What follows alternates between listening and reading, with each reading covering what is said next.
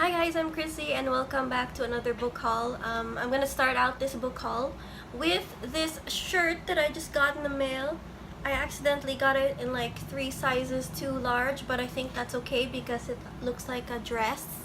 So I think I can sort of rock that a little bit.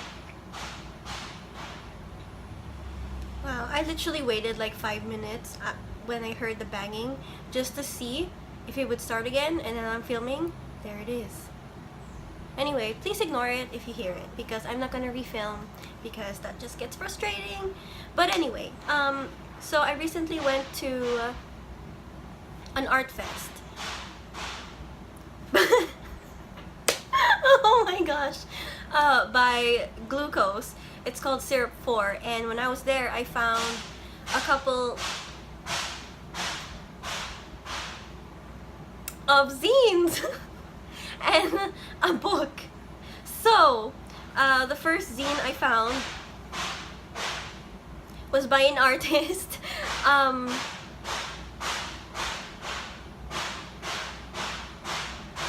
This was her first zine. It's called I'll Start With Something Cute. She has a lot of really cute little like poems and things in here. So I really did enjoy it because it was a really cute little read, and I just really liked hearing what was on her mind instead of just seeing her imagination. Because she paints, if you know her, she paints a lot of really cute things around the city. So yeah.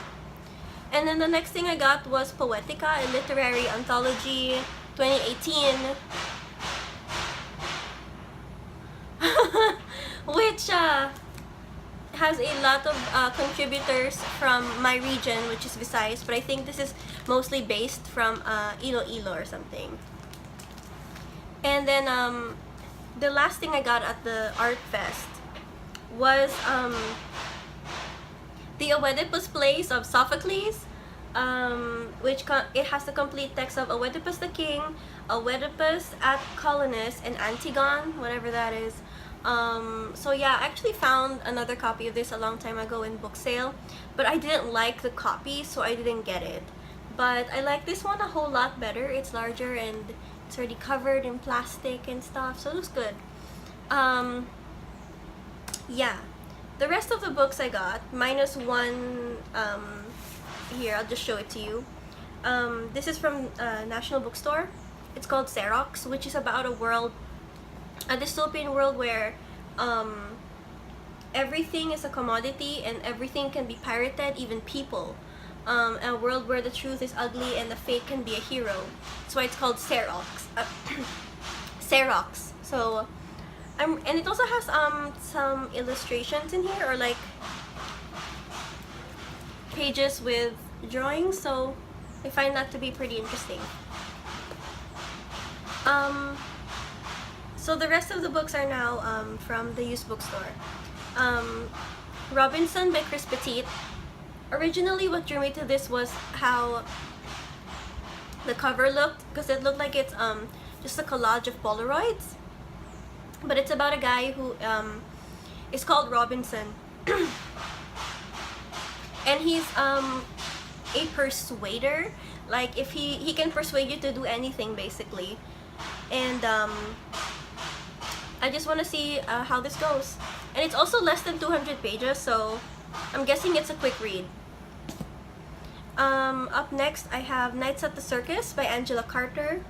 I already have another copy of this, but I really enjoyed the aesthetic of this book and the aesthetic of the cover, so I couldn't not get it. I mean, I could not get it, but I mean, like, how could I walk away without holding her? So yeah.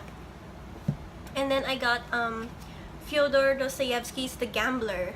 I really like how it's very much like what's this, like a roulette thing, because I don't gamble, so I wouldn't know what this is. But it's like the thingy that rotates in the casino. Which, fun fact about my family, my great-great-grandmother and my great-great-grandfather, basically, you know the movie 21? That was their life.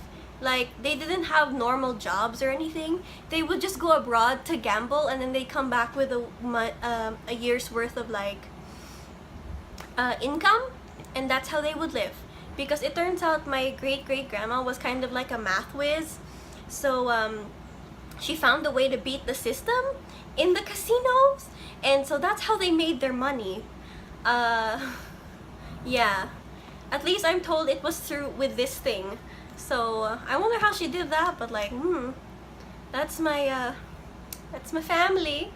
Up next I have The Prime of Miss Jean Brodie by Muriel Spark. I read Symposium by Muriel Spark, and I didn't really like it. And I think it was maybe not the right first book of Muriel Spark to read. But when I decided to give her a chance again, I picked The Prime of Miss Jean Brodie, and wow, it's really good.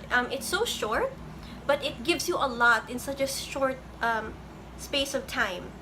And there's also a movie with Dame Maggie Smith in it, so you should probably check that out. And then I found Hunter S. Thompson, Fear and Loathing in Las Vegas. I will be honest with you, I don't know what this is about. I just saw Hunter S. Thompson and I'm like, yes. Also because I can probably resell it if I don't like it. And there are some cute illustrations in here. Let me find a nice one. Yeah. It's for those people who can only read with pictures. Up next, A Room with a View.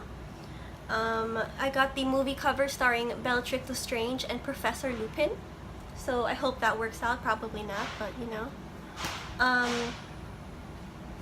Then I have Bernard Shaw's Major Barbara, which is a play. Normally I just skip over it or not buy it because it's a play, but because like MCS Books, Matt from MCS Books actually sort of he reads plays, so I would think that that is something worth trying as well. So Major Barbara.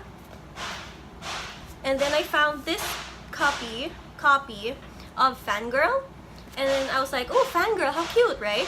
And then I open it. There's drawings, and I'm like, what? Is this the one that's like a special edition or something? So yeah, I found it. I have another but I mean, it's kind of damaged though. Like here you can see some water damage and it's kind of dirty. But I'm willing to give this version a try because I have another one in a box set. So I'm thinking I don't have to open it, I can just read this. And then a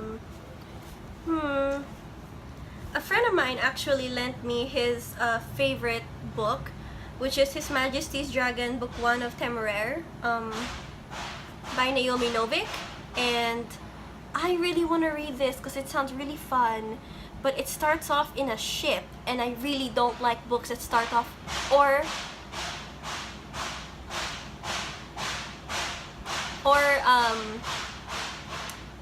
come in ships. I don't know, I just don't like ships because I don't know what part of the ship people usually talk about. So on the same day that I found Fangirl, I also found The Woman Warrior by Maxine Hong Kingston. I think it's a memoir about being Chinese. I think it's a yeah, well, it's a memoir. And then I also found Secrets of the Flesh, A Life of Colette by Judith Thurman. And it's a biography about Colette, the author, and her life and everything.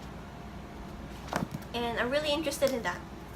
And then the last book I found on that same day was Henry Miller, Crazy Cock. This was pretty much about his tempestuous marriage to June Smith in a novel he expected to be his masterpiece. Oh right, so I think he wrote this because of his anguish over his wife's love affair with another man. Okay. Right, okay. Yeah. So I hope that goes well. But I mean, you wrote about your wife's affair. Like, how is that gonna go well? Well, we'll see, you know. I found a work in progress by Franta. He's like a really big YouTuber, I think. I don't watch his stuff. But I also really like the way it's presented and all the pictures and things. And just because I like memoirs, so I really am looking forward to reading about him. And then I found Gigi and the Cat by Colette. Not a bad haul. And then as I was like browsing through the shelves, right, like looking around and stuff, and then I see this spine, and then I'm like, there's like a lady like right in front of it, but she's like busy looking at other things, and then I'm like, quickly I reach over and then I just take it slowly, like, is she gonna get it? Is she gonna get it? And then like I pull it towards me and I'm just like, thank you very much. And then I kind of hide it, and that was Breakfast at Tiffany's by Truman and Capote. Like, this is pretty hard to find, and every time it's on sale at online, somebody's always on it, somebody's always claiming it. So when I was able to get a copy, it was hard. I hadn't read it yet also.